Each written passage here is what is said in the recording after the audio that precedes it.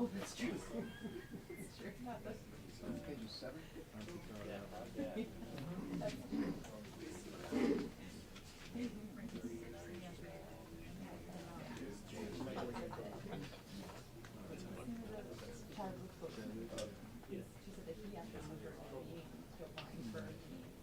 We'll get started in just a second, guys.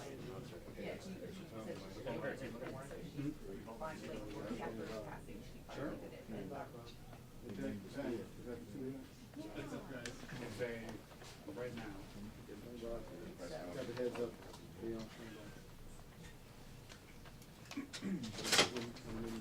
Is everybody ready? Yes, ma'am. Everybody up and rolling? Yes? Okay, we're coming in. Coming in.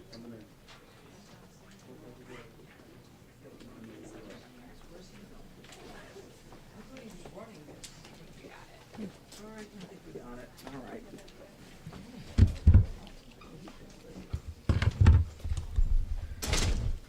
All right, here we go. I'm Jeanine Pirro, the United States Attorney. Welcome. Our community today is reeling as a result of one person's actions. Two families now are left to grieve for dreams that will never be realized. And as I speak right now, there is an individual who is being presented in court and charged with various crimes. 31-year-old Elias Rodriguez of Chicago, Illinois, is now charged by complaint after his initial appearance before U.S. Magistrate Judge Matthew Sharbaugh with the following: murder in the first degree for the murder of 30-year-old Yaron Levshinsky, a foreign official and official guest of the United States. Mr. Levshinsky was here on official business for the State of Israel. The defendant Rodriguez is also charged with 2 counts of murder in the first degree for both Yaron Levshinsky along with 26-year-old Sarah Lynn Milgram of Kansas. In addition, there are several felony firearms charges for discharging a firearm in the middle of a violent crime and for causing the death of an individual through the use of that firearm. Now, this investigation is continuing, and as you can see, we have most of the stakeholders here today who will be given an opportunity to speak with you. But what I want to be clear about today, since this is the first time you're hearing from me, is that this is a horrific crime, and these crimes are not going to be tolerated by me and by this office. A young couple at the beginning of their life's journey, about to be engaged in another country, had their bodies removed in the cold of the night in a foreign city in a body bag. We are not going to tolerate that anymore. And I am not unaware, based upon my own background, of the repercussions of this kind of case. This is the kind of case that picks at old sores and old scars, because these kinds of cases remind us of what has happened in the past that we can never and must never forget. I want to mention one thing. The Capitol Jewish Museum in Washington, D.C., where this young couple had been at an event, was built around a brick building. That brick building was previously a synagogue called Adas Israel. It was one of Washington's first synagogues, a congregation that was created in 1869. And Ulysses S. Grant, our president, actually attended the dedication of that synagogue. And so to this day, that synagogue and that area remains a cornerstone of the Jewish community in D.C. Let me also say that violence against anyone based on their religion is an act of cowardice. It is not an act of a hero. It is the kind of case that we will vigorously pursue. Anti-Semitism will not be tolerated, especially in the nation's capital. Now, we're going to continue to investigate this as a hate crime and a crime of terrorism. and we will add additional charges as the evidence warrants. So this charging today is the initial charge. Remember, we're less than 24 hours from the crime itself. And we are working furiously and diligently with our partners behind me. We've got massive amounts of evidence that we are vetting, we are verifying, and we are reviewing. This is the start and not the beginning. And finally, let me say this. President Donald Trump appointed me to this position. This is the nation's capital. We should all be proud of this capital. And the president wants D.C. safe. And I and the partners behind me are going to do everything we can to make people proud of this city, whether they're from this city, from the country, or from other parts of the world. Thank you. Now I'm going to call on Mayor Muriel Bowser. Good afternoon. I'm Muriel Bowser. I'm Mayor of Washington, D.C. I want to thank Judge Pirro for inviting us today. I'm joined by the Chief of the Metropolitan Police Department, Pamela A. Smith. Metropolitan Police Department is the local D.C. police. We are here to echo what the U.S. Attorney has said, that this crime will not be tolerated in our city. We're grateful for the partnership with our federal partners. MPD and the FBI have worked hand in hand on this investigation and will continue to do so. I also want to acknowledge our families in Washington, D.C. who are suffering and who are afraid and fearful for what this act has done to their sense of safety. But we know that feeling is represented around the globe. Earlier today, I convened a meeting with the Mayor's Interfaith Council, where we spoke with leaders of congregations and Jewish institutions across D.C., as well as D.C. council members and the Attorney General for Washington, D.C. We heard our leaders reiterate messages of love and solidarity with the Jewish community.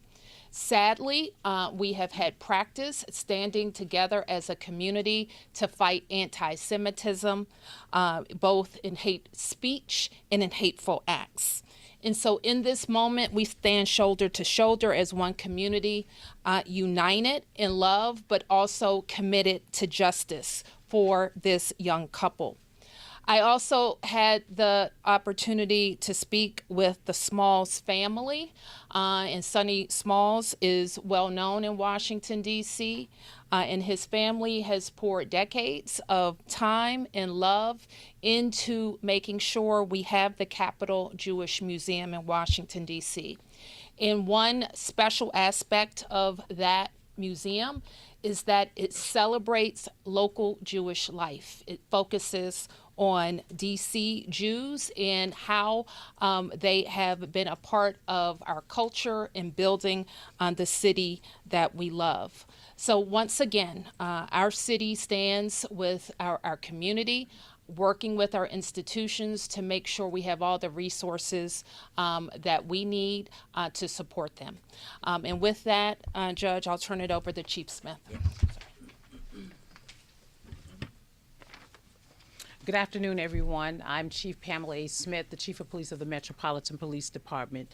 Let me begin by reiterating my condolences to the family and friends of Yaron Lazinski and Sarah Milgram. I also want to thank Mayor Muriel Bowser, Judge Pirro, and Director Jensen for their collaborative effort and support around this tragic incident.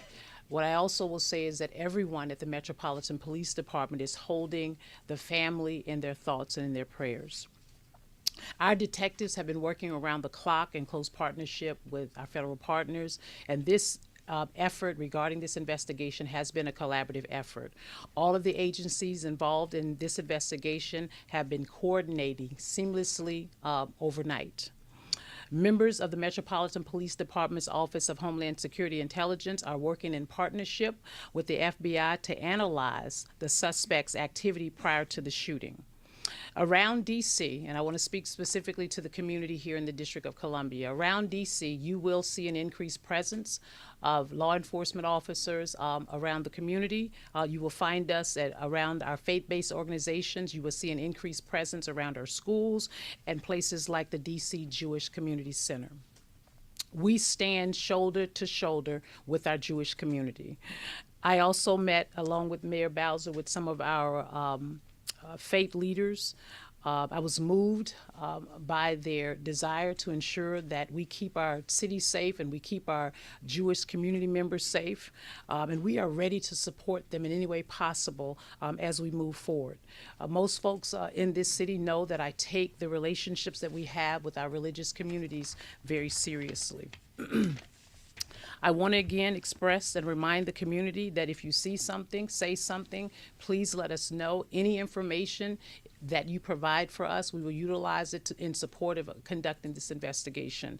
I will now turn it over to the Assistant Director in charge of the Washington Field Office, Steve Jensen. Thank you, Chief. As the Chief said, I'm Steve Jensen. I'm the Assistant Director in charge of the Washington Field Office for the FBI. And I'd like to start by reiterating what Director Patel pushed out publicly, that the tragic murder of these two Israeli embassy employees outside of the Capitol Jewish Museum last night was both an act of terror and directed violence against the Jewish community. And it has the full and unwavering attention of the FBI. The FBI Washington Field Office, JTTF, has been in lockstep with MPD. And with the assistance of FBI offices across the country, we're continuing to investigate and contact the subject's associates, his family members, and coworkers. We are also executing search warrants for his electronic devices, reviewing his social media accounts, and all of his internet postings. Regarding some internet postings, we are aware of some writings that are purported to have been authored by this subject.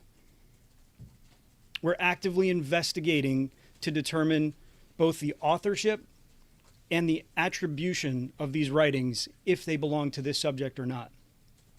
I'd like to thank our partners in the U.S. Attorney's Office for bringing these significant federal charges in quick order within 24 hours or less than of the time of this incident. Make no mistake, this attack was targeted anti-Semitic violence, and it won't be tolerated.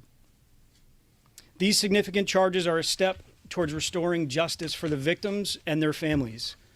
But our work is not done. The FBI will continue to pursue all leads and use all available resources to investigate this attack. We join MPD in affirming that there is no ongoing threat to this community. And we're also seeking assistance from the public. We do have gaps in this investigation currently. We know the subject landed in the D.C. area on May 20th and that he was taken into custody on May 21st. We're asking the public, anybody who had contact with the subject, anybody who knew his whereabouts or where he was located during that gap of time, to contact the FBI at 1-800-CALL-FBI or to submit an online tip at tips.fbi.gov. And with that, I will turn it back over to Judge. Thank you very Thank you, ma'am. much. All right, we'll take a couple questions. Go ahead. Yes, we had spoken to a witness who said that this was a private event, that it wasn't publicized. So is there any idea how he actually knew about this and showed up at this specific event? You know, that's something that we're investigating right now. I think that, Chief, you'd agree with me on that. That's the kind of thing. Do we know? And That's still under investigation. yeah, we're looking at that. There's a lot. Everybody understand. This is fluid. It's happening now. Go ahead.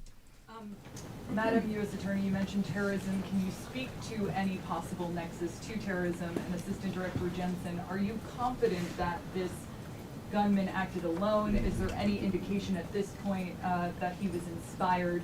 And then also curious if the chief has any concerns about copycat attacks. Well, first of all, let me say that we're going to continue, as I said, to investigate this as an act of terrorism and as a hate crime. And as we do so, we will bring additional charges whenever those charges are warranted and provable. And I suspect as we go forward, before we get to the grand jury itself, that there will be more charges added. Yes, sir. Has there been any indication from the investigation so far that the subject was on the radar for the FBI or some other investigative agency around the country? Was he involved in any activism that might have put him on the radar? And also, if you would also, on the issue of whether there were anybody else connected to him, obviously those writings were posted, and the timing of that, we're wondering whether you've seen any indication that someone connected to him might have been associated with posting those? So a lot of questions. Okay. Let me try and break it down. Sorry. Chief, I think you addressed some of this yesterday when we first initially briefed the public on this matter. There was nothing in criminal records or in our holdings that indicated that this person was previously known to us or would have popped on our radar or MPD's radar. We know that he originated outside of the district, came in for a conference on May 20th, and was a resident in the Chicagoland area. That's what we know about him currently. As far as associates, relatives, the reason we're checking associates and relatives is to put all the pieces together. There's a lot of unknowns. So known contacts, known relatives, known associates, these are basic investigative steps to put a picture, composite picture together of who the subject is, what did people know about him, and who was he closest to. From that, we'll build out the investigation. Aside from that, I couldn't answer more. Go ahead. Hi. A quick question. Oh, sorry, Keith Alexander, Washington Post. Were you seeking the death penalty? Can you talk a little bit about that? And also, the night of May 20th, any idea where he stayed at all? I think that we have an idea of that, but let me just say that the president and the attorney general have both indicated that in cases where the death penalty is warranted and seems appropriate, we will use it. It's far too early to say whether that is the case, but this is a death penalty eligible case. And what about the night of May 20th? Anyone say any idea wanna talk about where he that, spent Chief? the night? No, I think No. it's still a part of the investigation. Definitely still part of the Yeah, investigation. I don't want to get into the weeds. I think that right now he's been arraigned, he's been presented, excuse me. It's in progress. It's in progress. Okay, yes, sir. Can you just, Mr. Jensen, can you just clarify one thing you said? You said he was in town for a conference. Was that a different conference than the event? And could you tell us more about what that particular event is and then another question? So we're still looking into the nature of the conference, we believe associated with his work, and we are contacting his employer and trying to figure out what the nature of his job was. We believe the reason for his flight was related to a conference for his work. What's the nature of that work? I don't have it at the top of my head. And then the other question is, he seems to have been sort of stalking, I forgot what the word was, pacing in front of this event. And he seems to have had pretty easy egress in and out of the place.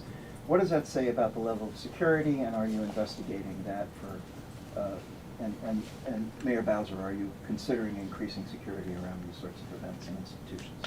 So regarding the movements of the subject, obviously still very much a part of the investigation. Composite of collected videos, witness statements to put a full picture together before I would comment on any one particular act that he may or may not have been observed doing.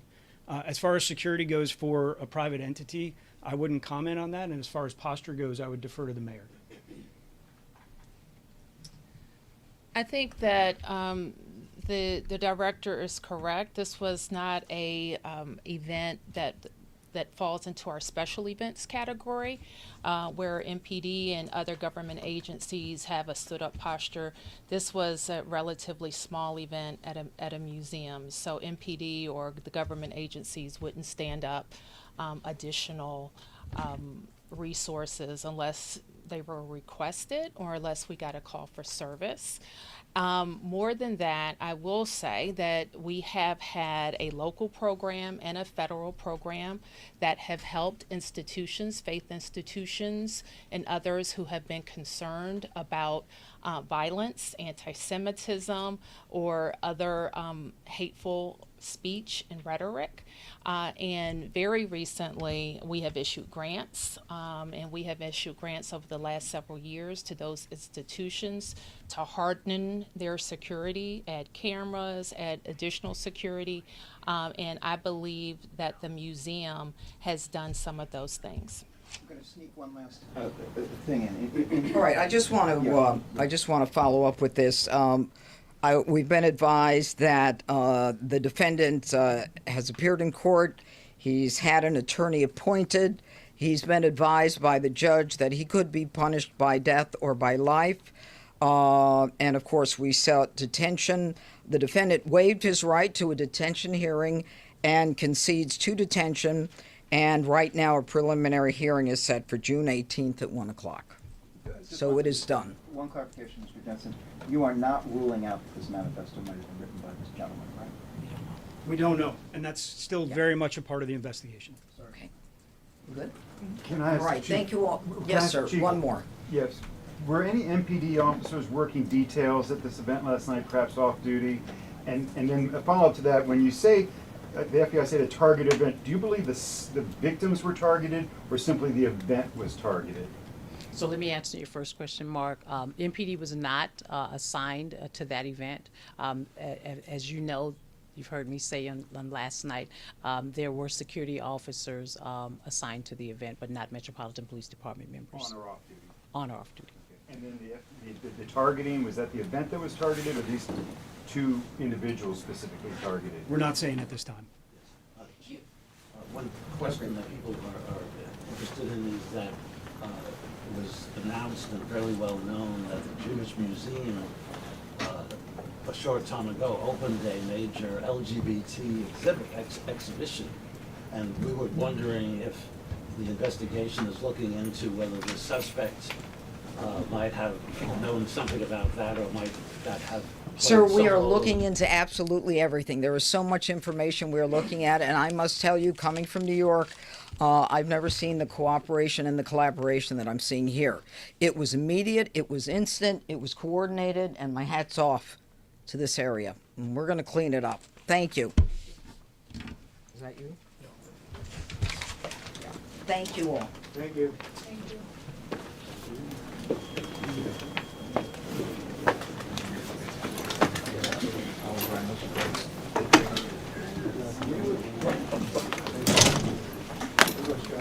Make sure I have that quote before it, though.